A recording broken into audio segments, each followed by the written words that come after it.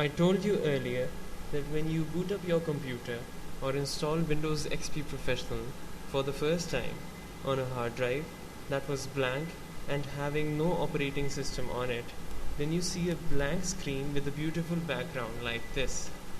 In the previous lessons you learned also how to create icons of my computer, etc.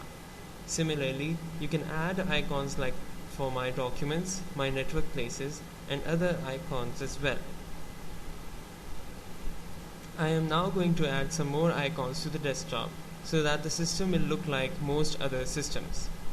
For example, we might need an icon for my computer so that we can access the hard drive, the floppy drive, or CD-ROM easily. The other very useful icon is the My Document, which is a special folder that has all of your documents that you can create, and the application by default saves the documents here. Another icon for network places is used to access to the network, whether internal or any other type of network environment.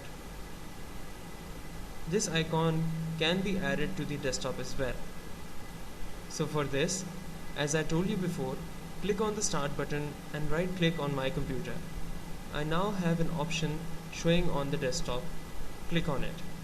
Now add my documents, so we right click here and choose Show on Desktop. For my network places, right click on it and choose Show on Desktop. To get rid of the Start menu, just click on the screen, and now I see that I have the three icons. Whether I double click here or I choose the same items from the Start menu, it doesn't really matter, as it opens up the very same window, and you can see this kind of methodology used a lot throughout the CD-ROMs, creating shortcuts and multiple ways to access the very same thing.